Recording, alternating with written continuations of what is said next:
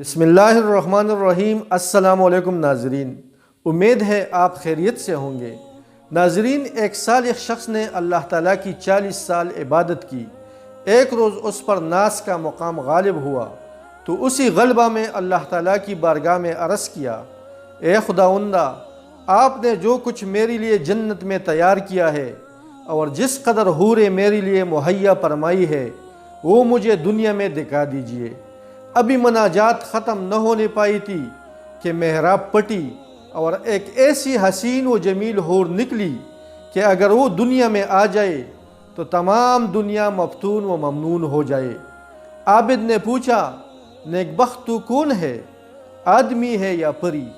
اس نے عربی کے چند شعر پڑھے جن کا مضمون یہ تھا کہ تو مولا سے جو چاہتا تھا وہ تجھے ملا، اور مجھے اللہ تعالیٰ نے بھیجا ہے کہ میں تیری مؤنث بنوں اور تمام رات تجھ سے باتیں کروں۔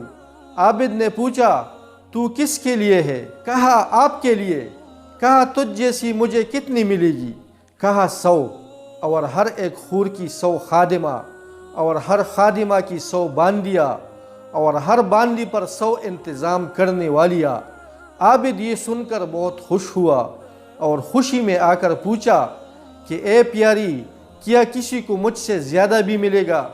حور نے کہا، تم بیچارے کو تو کچھ بھی نہیں، اتنا تو ادنا کو جو صبح و شام استغفر اللہ العظیم پڑھ لیتے ہیں اور سوائے اس کے ان کا کچھ کام نہیں، انہیں مل جائے گی۔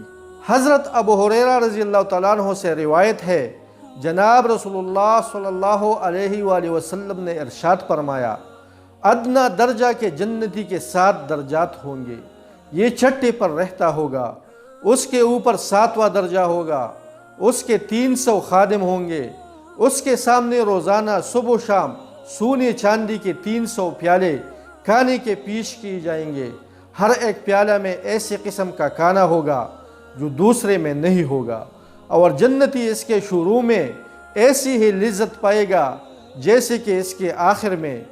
جنتی مرد کے 500 حوروں اور 4000 کنواریوں اور 8000 شادی شدہ عورتوں سے شادی کی جائے گی۔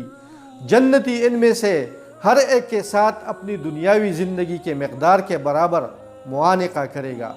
ناظرین، اس ویڈیو کے بارے میں آپ کا کیا رائے ہے؟ اپنا رائے ہمارے ساتھ کمنٹس باکس میں لازمی شیئر کریں۔ اگر چینل سبسکرائب نہیں کیا ہے تو مہربانی کر کے چینل کو سبسکرائب کریں اور بیل آئیکن لازمی پریس کریں تاکہ آپ کو نئی اپڈیٹ بر وقت ملتی رہے۔ اپنے اور اپنے ارد گرد کے لوگوں کا خاص خیال رکھیے۔ السلام علیکم۔